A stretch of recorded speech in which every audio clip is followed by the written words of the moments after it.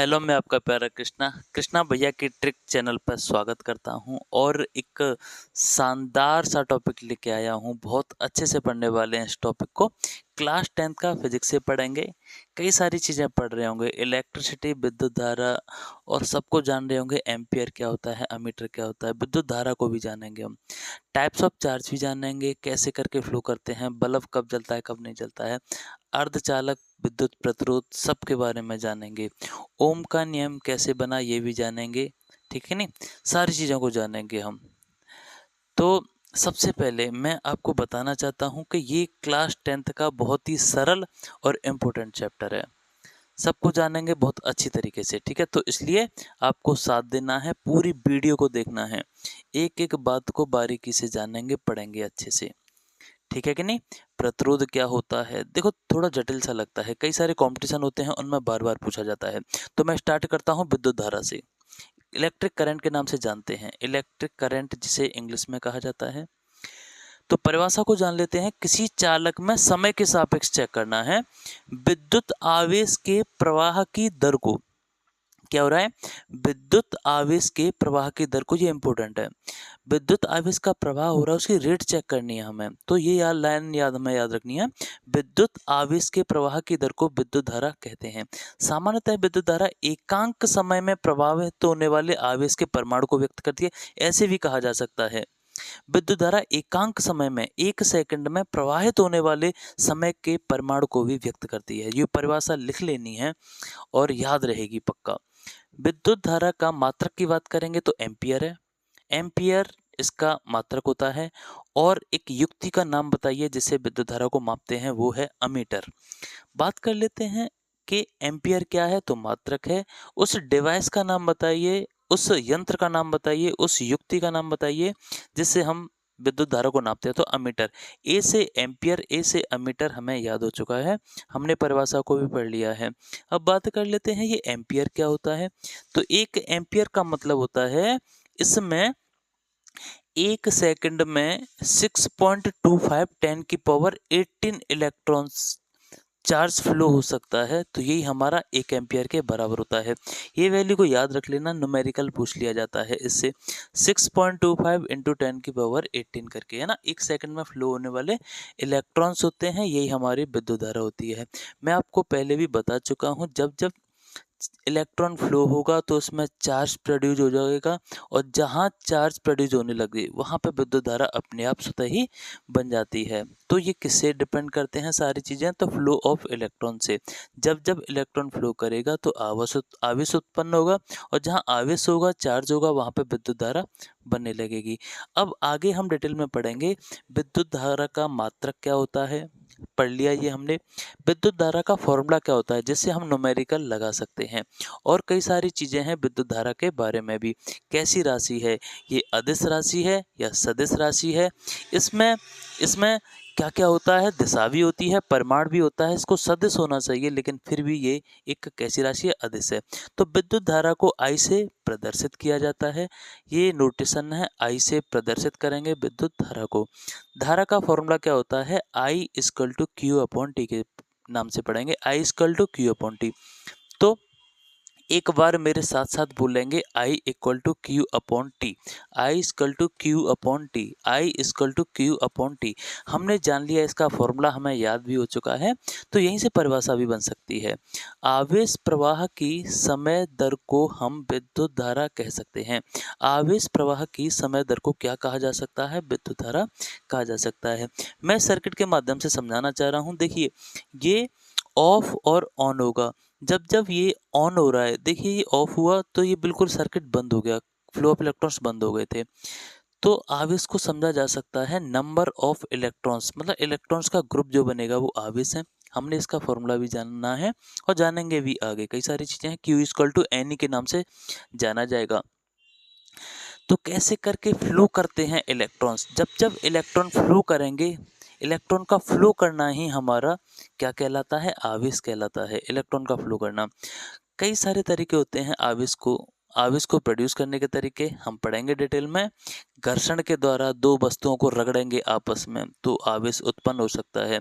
एक इंडक्शन भी होता है, एक आवेशित आवेशित वस्तु है, उसके पास अनावेशित वस्तु लेके आइए तो स्वतः ही अपने आप उस पर आवेश उत्पन्न हो जाता है।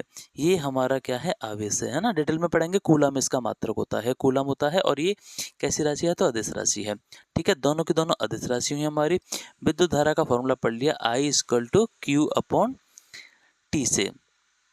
अच्छा, यहाँ पे देखिए आप, एक वोल्टेज है और एक रेजिस्टेंस है। ये वोल्टेज क्या होता है, वोल्टेज को हिंदी में क्या कहा जाता है, इसको विद्युत विभव के नाम से जानेंगे। विभव कहा जा सकता है वोल्टेज को, और रेजिस्टेंस को हम प्रतिरोध के नाम से जानेंगे। रजिस्ट करना, किसी में बाधा उत्पन्न करना, किसी में रुकावट पैदा कर देना ही रेजिस्टेंस कहा जाएगा।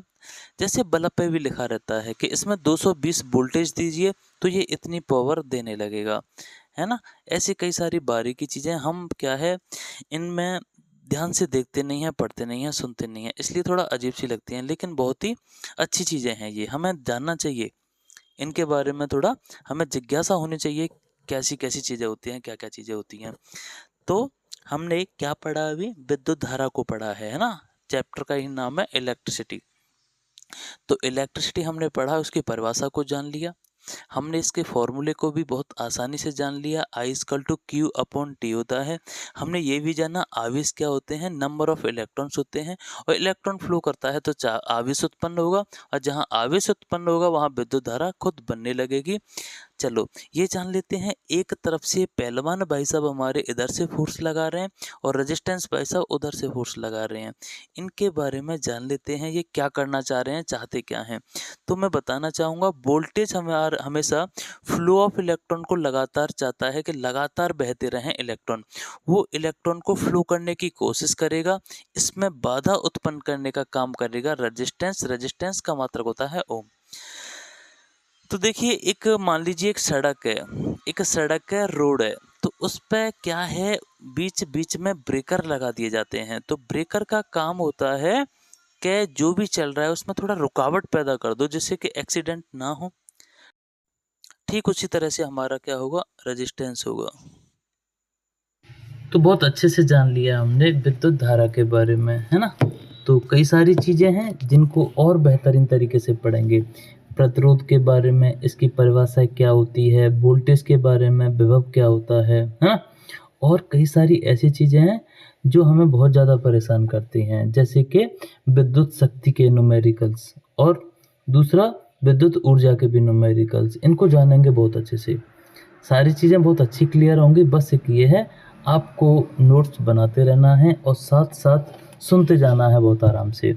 नोट्स बना के क्या फ़ायदा होता है कि नोट्स बना लेंगे, फिर उनको बाद में रिवाइज़ करेंगे, वीडियो को दोबारा रिपीट करके देखेंगे, तो कई सारी चीज़ें दिमाग में भरने लगती हैं। हमारी कई सारी मेमोरी होती है, बोलने की मेमोरी है, एक लिखने की मेमोरी है। जब भी लिखते हैं तो आधी चीज़ें हमें याद हो रही होती हैं। तो मैं चाहता हूँ आप साथ साथ याद करके चलें, और एक एक बात को ऐसे करके समझ के चलना। बिल्कुल ये हमारे पेपर में आने ही वाले हैं, तो मैं मानता हूँ बहुत आसानी से याद होंगी। प्रतिरोध को जान लिया हमने, क्लियर हो गई होंगी सारी चीज़ें। आवेश को जान लिया हमने, है ना। आवेश क्या होते हैं, नंबर ऑफ इलेक्ट्रॉन्स होते हैं। फ्लो ऑफ इलेक्ट्रॉन्स भी कहा जा सकता है। फ्लो ऑफ इलेक्ट्रॉन्स विद्युत धारा का काम करेगा। वोल्टेज क्या काम करेगा, तो इलेक्ट्रॉन्स को फ्लो बनाए रखने का काम करेगा, और रोकने का काम कौन करेगा, तो आंसर देना है प्रतिरोध। अब पढ़ते हैं विद्युत आवेश किसे कहते हैं, इलेक्ट्रिक चार्ज किसे कहते हैं। तो किसी पदार्थ का वह गुण जिसके कारण उसमें विद्युत या चुंबकीय प्रभाव अर्थात इलेक्ट्रिक एंड मैग्नेटिक इफेक्ट उत्पन्न हो जाए। देखो दो तरह के हो रहे हैं, या तो विद्युत प्रभाव उत्पन्न हो जाए या फिर चुंबकीय प्रभाव उत्पन्न हो जाए। इसे हम विद्युत आवेश कहेंगे। आवेश को Q से प्रदर्शित करते हैं। Q इक्वल टू फॉर्मूला होता है इसका NE, और वहाँ हमने पढ़ा था I equal to Q upon T. Q equal to NE याद कर चुके हैं। ये NE क्या होता है, N क्या होता है, पदार्थ में इलेक्ट्रॉन की संख्या, नंबर ऑफ इलेक्ट्रॉन्स कहा जा सकता है। E क्या होता है, तो इलेक्ट्रॉन पर आवेश होते हैं। ये क्या होता है, इलेक्ट्रॉन पर आवेश होते हैं। आवेश दो प्रकार के होते हैं, प्लस और माइनस होते हैं। तो हमने याद कर लिया Q equal to NE, electron की संख्या क्या है, N है, और E क्या है, इलेक्ट्रॉन पर आवेश है। मात्रक की बात कर लेते हैं। कूलम इसका मात्रक रहेगा, उसका एम्पियर था विद्युत धारा का। आवेश की बात करेंगे तो इसका मात्रक क्या होगा, इसके मात्रक की बात करेंगे, इसका मात्रक होगा कूलम। तो हमने जान लिया आवेश क्या होता है ना? आवेश का जब जब इलेक्ट्रॉन फ्लो करेगा तो विद्युत आवेश बनेगा Q इक्वल टू Ne, और N क्या होता है? नंबर ऑफ इलेक्ट्रॉन्स, इलेक्ट्रॉन की संख्या। और E की बात कर लेते हैं, क्या होगा? इलेक्ट्रॉन पर आवेश होगा। ठीक, अब पढ़ लेते हैं आवेश के प्रकार। टाइप्स ऑफ इलेक्ट्रिक चार्ज क्या होता है? तो बेंजामिन फ्रैंकलिन के अनुसार आवेश दो प्रकार के होते हैं। एक होता है धनावेश, पॉजिटिव चार्ज। धनावेश कब बनेगा? जब इलेक्ट्रॉन की कमी होगी। और इसका उल्टा पढ़ेंगे, ऋणावेश कब होगा? नेगेटिव चार्ज, जब इलेक्ट्रॉन की अधिकता होगी। यहाँ पर एक चीज याद रखनी है, वो पूछ लेता है कि ऋणावेश कब बनेगा? तो इलेक्ट्रॉन की अधिकता हो जाएगी। ठीक, ये याद रखने वाला पॉइंट है। ऋणावेश इलेक्ट्रॉन की अधिकता पर बनेगा। और दूसरी बात कर लेते हैं, धनावेश कब बनेगा? जब इलेक्ट्रॉन की कमी होगी। तो धनावेश इलेक्ट्रॉन मतलब हम किसी को इलेक्ट्रॉन दे देंगे तो धनी कहा जाएगा। और हम ऋणी कब कहा जाएगा? जब हम पे किसी न किसी का कोई ना कोई चार्ज होगा। ठीक है, तो हमने जान लिया आसानी से। और बताना चाहेंगे इसके प्रकार किसने बताए थे? तो बेंजामिन फ्रैंकलिन ने बताए थे। आवेश दो प्रकार के होते हैं, एक धनावेश और दूसरा ऋणावेश। इलेक्ट्रॉन की जब जब कमी होगी तो धनावेश होगा, इलेक्ट्रॉन की अगर अधिकता होगी तो उसे ऋणावेश कहा जाएगा। तो आवेश का मात्रक कूलम होता था। आवेश के प्रकार दो होते हैं, धनावेश और दूसरा ऋण आवेश, पॉजिटिव चार्ज एंड दूसरा नेगेटिव चार्ज। यहाँ कुछ गुण दे रखे हैं, कई सारे गुण है इसके। तो सबसे पहले जान लेते हैं क्या? पहला, समान आवेश।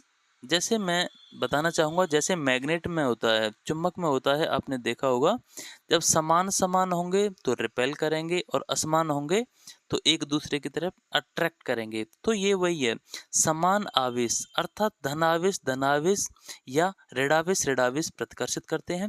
विपरीत आवेश की बात कर लेते हैं, जब धन होगा उसके साथ ऋण होगा तो ये जरूर एक दूसरे को आकर्षित करेंगे, अट्रैक्ट करेंगे। तो याद रखना है, ऐसे करके याद रखना, प्लस प्लस है रिपेल करेंगे, माइनस माइनस है रिपेल करेंगे, लेकिन एक प्लस है और एक माइनस है तो ये हमेशा अट्रैक्ट करेंगे, आकर्षित करेंगे एक दूसरे को। यही जीवन का ही है ना? जैसे चुंबक का भी है, नॉर्थ पोल रिपेल करेंगे, नॉर्थ पोल साउथ पोल दोनों के दोनों अट्रैक्ट करेंगे। तो हमने जान लिए आवेश के प्रकार। बेंजामिन फ्रैंकलिन ने बताया था दो प्रकार के होते हैं, पॉजिटिव नेगेटिव। समान आवेश क्या करेंगे? एक दूसरे को प्रतिकर्षित करते हैं। और विपरीत आवेश, एक प्लस है और दूसरा माइनस है, एक दूसरे को आकर्षित करते हैं। ठीक, आवेश के प्रकार को हमने जान लिया। किसने बताया था? ये भी जान लिया, बेंजामिन फ्रैंकलिन ने बताया था। आवेश के मात्रक को किस नाम से जानते हैं? तो कूलम के नाम से जानते हैं। विद्युत धारा का मात्रक क्या होता है? ये भी जान लिया हमने, एम्पियर होता है। अमीटर एक ऐसी डिवाइस है जिसकी सहायता से नापा जा सकता है। एम्पियर्स पद्धति में आवेश का मात्रक क्या बोला था मैंने? तो आंसर देना है कूलम कहा था। एक फॉर्मूला हमने ये भी पढ़ा था, I equal to Q upon T. तो कूलम हमें याद हो चुका है। ठीक, I equal to Q upon T. अगर हम Q की वैल्यू इसमें से निकाल लें तो Q इक्वल टू क्या होगा? I इंटू टी होगा। और I equal to Q upon T याद कर चुके हैं, देखिए ये हमें याद भी रखना है। ये एम्पियर इसका मात्रक निकल के आता था। Q equal to I upon T, देखो याद होगा आपको, है ना? I equal to Q upon T, है ना? इसी से बनेगा। देखिए Q equal to I T. और I का मात्रक क्या होता है? तो मैं बताना चाहता हूँ फिर से, एम्पियर I का मात्रक होता है। टाइम का मात्रक क्या होता है? सेकंड होता है। अगर बिमीय सूत्र के बारे में बात करी जाए तो इसका होता है एम्पियर का A और टी का टी। ऐसे करके हम पढ़ लेंगे कि भैया एम्पियर के अलावा दूसरा मात्रक क्या होता है करंट का? तो कूलम अपॉन सेकंड भी कहा जा सकता है। और आवेश का एम्पियर इनटू सेकंड भी कहा जा सकता है। तो कभी कभी क्या होता है, वो पेपर में ऐसे घुमा के देगा, इससे हमें कंफ्यूज नहीं होना है। एम्पियर की जगह पे कूलम अपॉन सेकंड दे दिया तो वो भी एम्पियर ही है। अगर एम्पियर इंटू सेकंड दे दिया तो ये हमारा क्यू है, मतलब के चार्ज का। एटी हमें याद होने वाली है, इसकी बिमा होती है। 11th क्लास में पढ़ेंगे हम बिमीय सूत्र के बारे में, बहुत सारी चीज़ें दे रखी हैं उसमें। अभी हल्का ये जान लीजिए एटी होती है। अब जान लेते हैं कि चालक क्या होते हैं, कंडक्टर क्या होते हैं। तो देखो सर्किट भी दे रखा है। Electrical conductors, electrical insulator. Insulator के बारे में बात कर लेते हैं। इंसुलेटर क्या होते हैं, सब जानेंगे। ऐसे पदार्थ जिनमें विद्युत आवेश का प्रवाह सरलता से होता है, चालक कहलाते हैं। ऐसे पदार्थों में प्रोटॉनों की तुलना में इलेक्ट्रॉन की अधिकता होती है। मैंने क्या बताया, जैसे लोहा एग्जाम्पल ले लेते हैं, और सबसे अच्छा चांदी माना जाता है। प्लास्टिक में करंट फ्लो नहीं होती है तो ये कुचालक होगा, लोहा में करंट फ्लो होती है तो ये चालक है हमारा। ठीक है, याद होने वाला है। एक होता है चालक, दूसरा होता है कुचालक। तो प्लास्टिक में करंट फ्लो नहीं होगा तो ये कुचालक की कैटेगरी में आएगा, और लोहा चालक की कैटेगरी में आएगा। ठीक है, तो विद्युत आवेश का प्रवाह आसानी से हो सके उनको चालक कहा जाएगा। तो इनमें विद्युत धारा भी आसानी से प्रवाहित हो सकती है।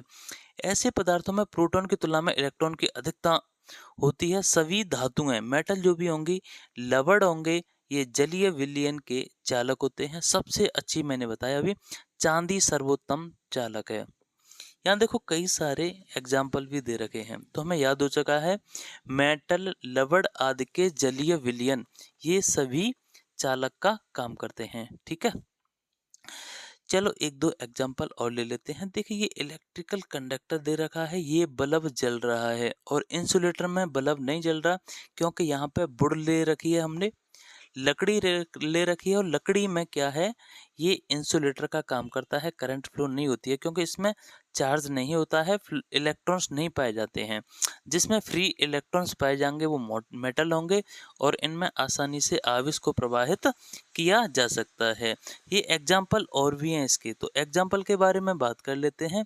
एक ग्लास हुआ, एक रबर हुई, प्लास्टिक हुआ, ऑयल हुआ, ये सभी हमारे इंसुलेटर हैं।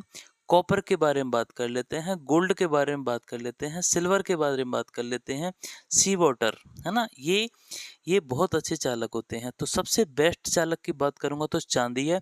उसके बाद कॉपर माना जाता है, कॉपर को Cu से डिनोट किया जाता है, Cu से डिनोट करेंगे कॉपर को। और इसके बाद हम पढ़ेंगे कि एल्यूमिनियम के बारे में। एल्यूमिनियम का परमाणु क्रमांक 13 होता है ना। एल्यूमिनियम भी एक अच्छा चालक है, लेकिन किसके कंपैरिजन में, कॉपर के कंपैरिजन में थोड़ा कम है, और चांदी के कंपैरिजन में तो और भी ज़्यादा कम है।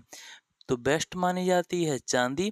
और दूसरे नंबर पे बात करेंगे अचालक के बारे में पढ़ लेते हैं। अचालक या रोधक कहा जाता है, नॉन कंडक्टर इंसुलेटर कहा जाता है।